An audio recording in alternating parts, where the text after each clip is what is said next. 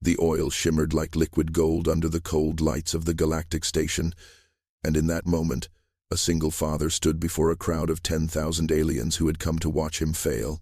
His daughter clutched his apron with hands too small to understand cruelty, and across the arena, the ambassador's child sneered with a disgust so sharp it could cut bone. But when the chicken emerged from that oil the second time, golden and crackling with a sound like distant thunder, the galaxy would never mock Earth's kitchens again. Before we dive in, let us know where you're watching from. And if stories like this move you, hit that subscribe button, because tomorrow's episode is even more unbelievable than this one. The Galactic Station hung in the void like a jewel torn from a crown too heavy for gods. Its spiraling arms reached across the dark, each one a city, each city a babel of species that had never known Earth's sky. And deep in the lower commercial ring, where the air tasted of recycled breath and synthetic spice, Wright stood over a fryer that had seen better decades. The kitchen was narrow. 3 grills, 2 fryers, a prep station scarred with knife marks from 100 cooks before him. The walls were the color of old dishwater. The floor, non-slip tile that had given up on being white. Above him, ventilation ducts hummed with the tired song of machines that never rested. Isaiah wore a stained apron and a white shirt with sleeves rolled to his elbows. His hands moved with the economy of a man who had learned to do more with less. Flip the chicken, check the oil temperature, wipe the counter. Repeat. His face carried the kind of exhaustion that sleep couldn't fix, the kind that came from raising a child alone in a place that didn't want you. Behind him, in a corner padded with donated cushions and a threadbare blanket, 5-year-old Nora Wright sat with a coloring tablet. Her hair was pulled into 2 puffs, each one tied with a ribbon that had been washed so many times the color had nearly fled. She hummed while she drew, a soft sound that Isaiah clung to on the long shifts. The food court beyond the kitchen window was a canyon of noise. Aliens of every configuration moved through the space like a river of scales, fur, light, and shadow. The Drexari haggled over steam-cooked fungi. The Orvathi slurped bioluminescent broths from bowls that sang when empty. The Velkari, tall and imperious with their plated skin and crests of bone, drifted through the crowd like sharks through lesser fish. And at the human stall, the line was always short. Isaiah lifted a basket of fried chicken from the oil. The coating was golden, crisp, the kind of texture that required timing measured in heartbeats. He set it on the rack to drain, then turned to plate an order. 2 pieces, a scoop of mac and cheese, collard greens on the side, comfort food, the kind his grandmother had made when words weren't enough. A Velkari delegate passed the stall and wrinkled his nasal slits. The smell, he muttered to his companion, is offensive. Isaiah did not look up. He had learned not to. Nora's humming stopped. She looked at her father, then back at her tablet. Her small fingers gripped the stylus tighter. The morning shift had been quiet, until the Velkari procession arrived. They moved through the food court like a cold front, delegates in ceremonial robes that shimmered with threads of precious metal. At their center walked Grand Chancellor Morvex, his crest towering above the crowd, his plated skin catching the light like polished armor. And beside him, holding his hand with the boredom of royalty, walked his daughter. Velzina was young by Velkari standards, perhaps the equivalent of 12 human years. Her scales were still soft at the edges, not yet hardened by maturity, but her eyes held the cruelty that came from never hearing the word no. She wore robes that cost more than Isaiah made in a year, and her crest was adorned with jewels that pulsed with bioluminescent light. The procession stopped at the human stall, not because they wanted to eat, because Grand Chancellor Morvex had noticed the line at the Drexari vendor and wanted to demonstrate patience to his daughter. A teaching moment. And the human stall was close enough to wait without appearing to wait. Isaiah felt their presence before he saw them. The temperature of the room seemed to drop. Conversations quieted. He continued plating an order, hands steady, eyes on his work. Velzina wrinkled her nasal slits, the same gesture her father's delegate had made earlier. But she did not whisper. Her voice carried across the food court like a bell designed to wound. "What is that smell?" she said.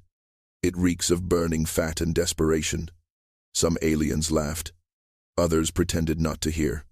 Grand Chancellor Morvex placed a hand on his daughter's shoulder, not to correct her, but to acknowledge her observation with the faintest nod. Isaiah set the plate on the counter for pickup. A human dockworker took it with a grateful nod and left quickly, sensing the shift in atmosphere. Isaiah turned back to the fryer, checking the temperature gauge. 350 degrees. Perfect for the next batch. Velzina stepped closer to the counter, her eyes fixed on the basket of fried chicken draining on the rack. She pointed with one clawed finger. "That," she said. "What is that grotesque thing?" Isaiah looked up for the first time. His voice was quiet, even. "Fried chicken." Velzina's laugh was sharp as breaking glass. "You coat meat in refuse and burn it in boiling grease." Her voice rose, playing to the crowd now. "This is what Earth calls cuisine. This is why your species will never sit at the council table." The food court had gone silent. Every eye, every sensory organ, every consciousness turned toward the human stall. Nora had stopped coloring. She sat very still in her corner, watching her father with eyes too wide. Isaiah did not defend himself. He did not argue. He simply reached for a piece of chicken, placed it on a small plate with a napkin, and set it on the counter. "On the house," he said. Velzina stared at the plate as if it were an insult. Then, with deliberate slowness, she picked up the chicken with 2 fingers, held it at arm's length, and threw it across the food court. It landed in the center aisle, skidding across the tiles. "Greasy mammal trash," she said. The crowd erupted in laughter. Isaiah watched the chicken lying on the floor. Then he looked at his daughter, whose face had crumpled with shame. Isaiah did not clean up the chicken immediately. That would have been theater, a performance of humiliation for the crowd still watching. Instead, he turned back to his station, checked the oil temperature again, and began prepping the next batch. His hands moved through the familiar rhythm: flour, buttermilk, seasoned coating. Dredge, dip, coat. Each piece treated with the same care he had given the one now lying in the center aisle. The laughter faded as the Velkari procession moved on. Grand Chancellor Morvex had gotten what he came for, a lesson for his daughter about the natural hierarchy of species. The food court returned to its normal noise, though conversations now carried an edge of mockery directed at the human stall. Nora had not moved from her corner. Her coloring tablet lay forgotten in her lap. She watched her father with eyes that held questions too large for a 5-year-old to carry. "Why didn't you say something?" those eyes asked. "Why didn't you fight back?" Isaiah lowered a basket of chicken into the oil. The sound was immediate and complete, a crackling that drowned out thought. He watched the coating turn from pale to gold, timing it by instinct rather than clock. When he lifted the basket, the chicken emerged perfect. He set it to drain, then finally walked out from behind the counter. The chicken Velzina had thrown lay in 3 pieces, where it had broken apart on impact. Isaiah knelt, gathered each piece with a napkin, and deposited them in the waste receptacle near the Drexari stall. He did not hurry. He did not look at the faces watching him. He simply cleaned what needed cleaning, then returned to his station. A dockworker, human, approached the counter. She was older, with gray streaking her hair and lines around her eyes that spoke of long shifts in the station's cargo bays. She ordered a 2-piece meal and paid with credits she likely couldn't spare. When Isaiah handed her the plate, she met his eyes. "Don't let them break you," she said quietly. Isaiah nodded once. He had learned long ago that survival wasn't about grand gestures. It was about showing up the next day and the day after that. It was about keeping the oil hot and the coating crisp even when the galaxy told you your work was worthless. The lunch rush came and went. Mostly humans, a few sympathetic Orvathi who appreciated Earth spices, and one ancient Drexari who had developed a taste for fried food during the integration wars. Each order was prepared with the same attention Isaiah gave to everything. No shortcuts, no bitterness cooked into the seasoning. When the rush ended, Isaiah finally took his break. He sat on an overturned crate in the back corner of the kitchen, near where Nora had returned to her coloring. She climbed into his lap without asking, something she only did when she needed reassurance. "Daddy," she said, "why do they hate us?" Isaiah was quiet for a long moment. He could have lied. He could have told her it would get better. Instead, he said, "They don't understand us yet. But that doesn't mean we stop being who we are." Nora pressed her face against his chest. Her voice came out muffled. "Your chicken is good." Isaiah smiled for the first time that day. "Best in the galaxy," he said. "They just don't know it yet." The announcement came 3 days later, broadcast across every screen in the Galactic Station. Grand Chancellor Morvex appeared in his full ceremonial regalia, his crest gleaming under studio lights designed to make him look like a god addressing mortals. The Intergalactic Culinary Summit, he declared, would take place in 1 month's time. A gathering of the galaxy's finest chefs, representing their species and their cultures before the council. It was an honor, he said, a chance for civilizations to demonstrate their sophistication through the universal language of cuisine. And for the first time in the summit's 200-year history, humanity would be invited to participate. The food court erupted in conversation. Aliens clustered around screens, discussing the implications. The Velkari never invited species they considered inferior. This was either a genuine olive branch or a trap designed to humiliate humanity on the largest possible stage. Isaiah watched the announcement from his station, a spatula still in his hand.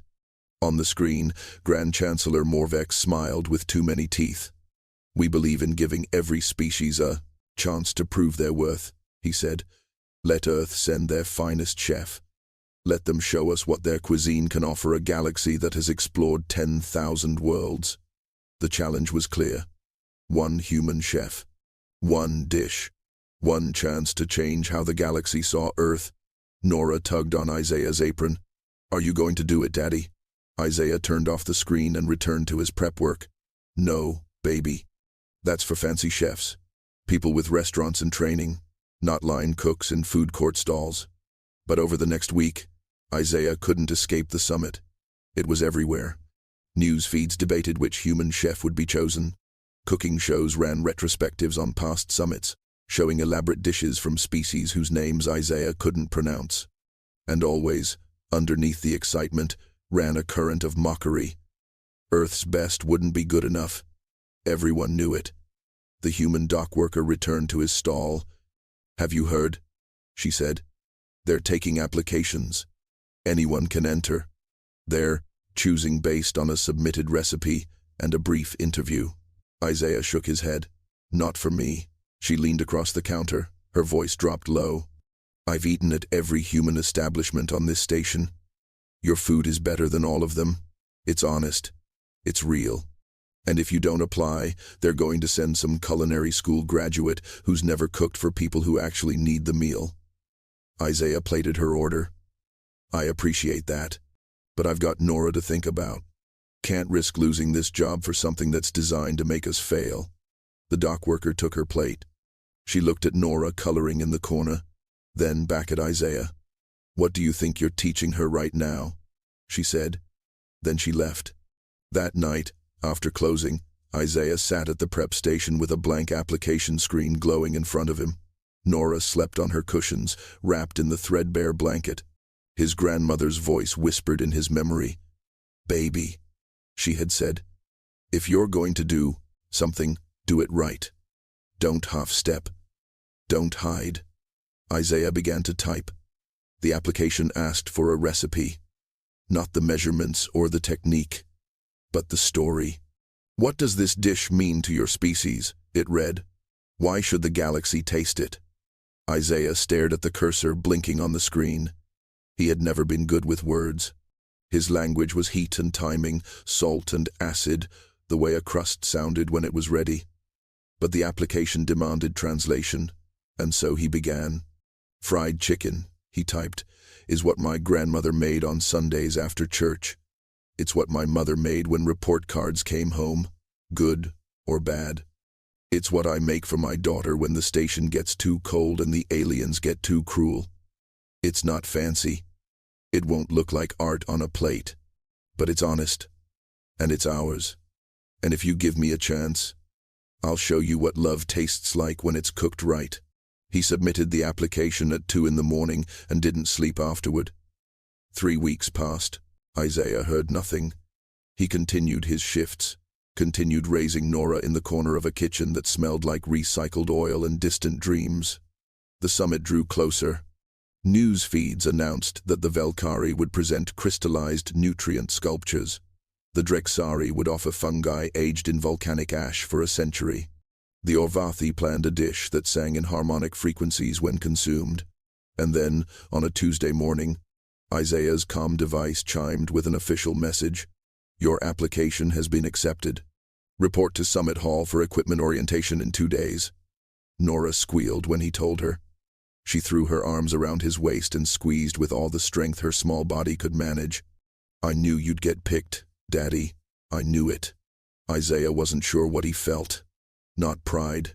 Not yet. Mostly fear. But underneath, the fear was something else. A memory of his grandmother's kitchen. The way she'd taught him that cooking wasn't about impressing people. It was about feeding them, body and soul. That night, after Nora fell asleep, Isaiah stood at his home unit's tiny kitchen and practiced. Not the recipe, he knew that by heart, but the meditation of it, the way his grandmother had moved through the steps like a prayer. First, you season the chicken, not just salt and pepper, but love, intention, the knowledge that someone's going to need this meal more than they know. Then, you prepare the coating. Flour mixed with spices that have stories, paprika and garlic powder, onion and cayenne. Each one measured by feel, not by cups. Then comes the buttermilk, the acid that tenderizes, the patience that allows the meat to rest and remember it was once alive. And finally, the oil. This is where his grandmother's voice grew serious. The oil is where most folks fail, she'd said. They rush it. They think hot is hot. But there's 2 fries, baby. The first one cooks it. The second one makes it holy. Isaiah checked his oil thermometer. 350 degrees. He whispered to the oil like his grandmother had taught him. Summit Hall rose from the station's central district like a cathedral built to worship achievement. Its walls were transparent aluminum, offering views of the stars beyond. Inside, tiered seating climbed toward a domed ceiling where holographic displays would broadcast every angle of the cooking arena below. 10,000 seats, every one of them filled. Isaiah stood in the preparation area beneath the arena floor, surrounded by chefs from 40 different species. They wore elaborate uniforms, carried custom tools forged from rare metals, consulted with assistants who scurried between stations like devoted clergy. The Valkyrie chef had a team of 6. The Drexari chef's fungi arrived in a container that required 2 security guards. Isaiah had a duffel bag containing a cast-iron skillet, a thermometer, his grandmother's spice blend in an unmarked container, and a cooler with chicken pieces he'd butchered himself that morning. Nora stood beside him wearing her best dress, the yellow one with flowers that she saved for special occasions. Her hair was braided with ribbons that matched. A coordinator, some species Isaiah didn't recognize, approached with a data pad. Wright, Isaiah, human, Earth. You're Station 17. You have 2 hours to prepare 1 dish. Judging begins immediately after the final chef presents. Do you have questions? Isaiah shook his head. The coordinator looked at his duffel bag, then at the elaborate setups surrounding them. Good luck, the coordinator said, in a tone that meant you'll need it. The arena floor rose on a hydraulic platform. Isaiah held Nora's hand as they ascended into a wall of sound. The crowd roared, not with encouragement, but with anticipation of spectacle. Thousands of aliens leaned forward in their seats, their voices blending into a single howl of judgment. Isaiah's station was exactly as promised. A cooking surface, a heat source, access to water and basic prep, space. Around him, other chefs had already begun their elaborate preparations. The Valkyrie chef's team moved in synchronized precision, assembling what looked like a sculpture made of light and crystal. The Orvathi chef sang while she worked, her dish responding with harmonic resonance. And the humans in the crowd, scattered among the aliens like seeds in rocky soil, watched Isaiah with desperate hope. Velzina sat in the front row beside her father. She pointed at Isaiah and said something that made Grand Chancellor Morvex smile. Her voice carried across the arena, the floor scraper from the food court. "This will be entertaining." Laughter rippled through sections of the crowd. Isaiah set his duffel bag on the prep counter and unzipped it slowly. He pulled out his skillet, seasoned black from years of use. He pulled out his thermometer, the plastic handle cracked and mended with tape.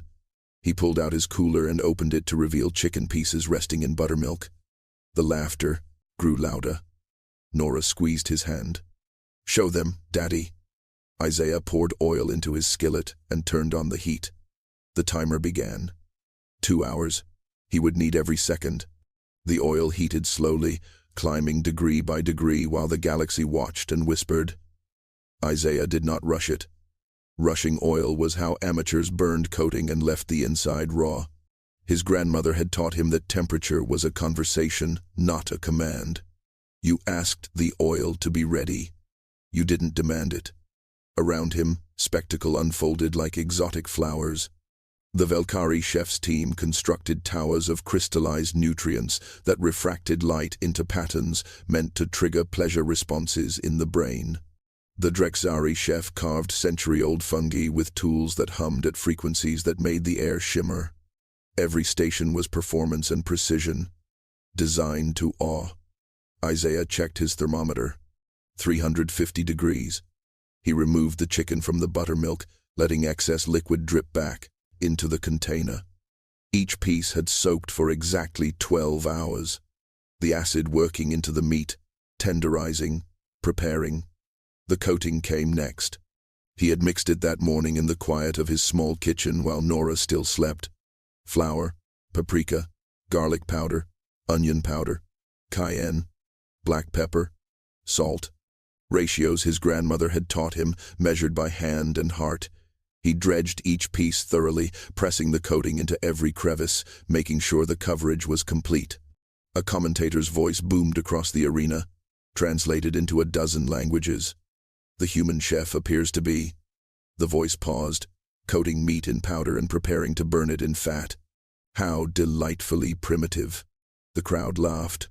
Some aliens stood to get better views, their curiosity piqued by the absurdity of watching a human fail in real time. Isaiah placed the first piece into the oil. The sound was immediate, a crackling hiss that spoke of chemistry and transformation. He added more pieces. Careful, not to crowd the pan. Overcrowding dropped the temperature. Drop temperature meant soggy coating. His grandmother's voice was clear in his memory. "Give each piece room to breathe, baby. Don't suffocate your food." The chicken sizzled and popped. Isaiah monitored the temperature, adjusted the heat slightly, turned each piece with tongs at precise intervals. The coating began to darken from pale to gold. The crowd grew restless. Where was the spectacle? Where was the artistry? This was just a man standing over a pan, doing something their ancestors had abandoned millennia ago. Velzina's voice cut through the noise. Is he simply going to stand there? Does Earth's finest chef have no presentation, no technique beyond boiling grease? Grand Chancellor Morvex nodded approvingly at his daughter's observation. Isaiah did not respond. He turned another piece, checked the temperature, watched the color deepen. 12 minutes for the first fry. Not 11. Not 13. 12. When he lifted the chicken from the oil, the coating had achieved the exact shade of gold his grandmother would have approved of. But he did not plate it. He set each piece on a wire rack to rest. The crowd murmured in confusion. The commentator seemed baffled. The human appears to have stopped. Perhaps he's realized the futility of his attempt. Isaiah wiped his hands on his apron and waited. The chicken rested on the wire rack, steaming quietly, while the arena filled with confusion. Other chefs plated their creations with flourish. Holographic displays magnified their work, showing intricate details to the captivated crowd. The Velkari sculpture pulsed with bioluminescent patterns. The Drixari fungi released spores that created fractal images in the air. The Orvathi dish sang three-part harmonies, and Isaiah Wright stood beside a wire rack, doing nothing. The commentator's voice carried across the hall. It appears the human chef has given up. His dish sits incomplete, while precious minutes drain away. Perhaps this was inevitable. Earth's cuisine simply cannot compete at this level. Sections of the crowd jeered. Others laughed. A few human spectators in the upper tiers looked away, unable to watch their representative fail so publicly. Nora tugged on Isaiah's apron. "Daddy," she whispered, "everyone's finishing. Don't you need to cook more?" Isaiah knelt down to her level. His voice was soft, meant only for her ears. "You remember what I told you about Grandma's kitchen?" Nora nodded. "She made the best food ever." "That's right. And you know why? Not because she was fast, because she was patient." Isaiah glanced at the chicken resting on the rack. "See, baby, the first fry cooks the chicken all the way through. Makes sure it's safe, makes sure it's tender. But if you serve it now, the coating gets soft, loses its magic." "Then what happens?" Nora asked. "You let it rest. Let the steam settle. Let the coating firm up again. And then," Isaiah smiled, "you fry it a second time. That's when it becomes something special. That's when the outside gets so crispy it cracks like thin ice, and the inside stays juicy and perfect." Velzina's mocking voice rang out again. Perhaps the human is waiting for divine intervention. Or perhaps he has simply forgotten what comes next. Grand Chancellor Morvex stood, addressing the crowd. "I believe we've seen enough. The human's attempt has been," he paused for effect, "informative. It confirms what we've always known about Earth's place in our galaxy." The crowd roared its agreement. Isaiah stood slowly. He checked his thermometer again. The oil had cooled slightly during the rest period. He adjusted the heat, bringing it up to 375 degrees, hotter than before. The second fry required higher temperature. It wasn't about cooking anymore. It was about transformation. He looked at Nora. Grandma used to say that anything worth doing right takes 2 chances. The first chance gets you close. The second chance makes you whole. The timer showed 23 minutes remaining. Isaiah lifted the first piece of chicken. The coating had firmed during its rest, the interior steam redistributed, the structure set. He lowered it back into the oil, and the sound that emerged was different from before. Sharper, more urgent. The coating began to darken immediately, crisping, crackling, becoming something the galaxy had never properly tasted. The sound changed everything. It wasn't the soft hiss of the first fry. This was sharper, more violent. A crackling that echoed across the arena like small lightning strikes. The crowd's jeering faltered. Heads turned. Even the commentator paused mid-sentence, distracted by the intensity of the noise coming from Station 17. Isaiah worked with the focus of a surgeon. Each piece went into the oil for exactly 3 minutes. Not a moment longer. The higher temperature transformed the coating into a shell that shattered like glass, golden brown deepening to amber. He turned each piece once, ensuring even color, even texture. The oil sang around the chicken, and the smell, rich, savory, touched with smoke and spice, began to drift through the arena. The Velkari chef glanced over from his crystallized sculpture. His nasal slits flared involuntarily. Beside him, his assistants stood frozen, their attention pulled toward the human station despite their training. Isaiah lifted the first piece from the oil. The coating had achieved a color his grandmother would have called Sunday best. He set it on fresh paper to drain, and even from a distance, the texture was visible. Crisp ridges, a surface that caught light like fractured amber, and beneath it, steam rising in thin wisps that carried the smell of something ancient and true. He worked through the rest of the batch with the same precision. Each piece perfect. Each piece treated with the respect his grandmother had taught him to give food. When the last piece rested on the paper, Isaiah stepped back. He did not garnish. He did not arrange them artfully. He simply transferred them to a simple white platter and set it on his station's presentation counter. The timer showed 4 minutes remaining. The judges, 5 beings from 5 species, moved through the arena, sampling each dish. They approached the Velkari sculpture with reverence, the Drixari fungi with intellectual curiosity, the Orvathi harmonics with wonder. They took notes on data pads, consulted with each other in whispers, maintained the serious demeanor expected of those who decided a species' worth. When they reached Station 17, they hesitated. The head judge, a being whose species Isaiah didn't know, leaned forward slightly. The smell had reached them now. Undeniable, primal, the kind of aroma that bypassed civilization and spoke directly to hunger. The judge picked up a piece of chicken. The coating crackled audibly in their grip. They brought it to their mouth, and the arena held its breath. The first bite broke through, the shell with a sound that the microphones captured and amplified. Crunch. Then silence as the judge chewed. Their eyes widened. They took another bite. Then another. The other judges reached forward simultaneously. Decorum forgotten. One piece became 2, became 3. They ate with an urgency that bordered on desperation, and when Grand Chancellor Morvex stood to object, the head judge raised one hand for silence. The arena had gone completely still. Even Velzina leaned forward in her seat, confusion replacing her sneer. The head judge set down the bone from the piece they had consumed entirely. Their hand trembled slightly as they reached for their data pad, then stopped.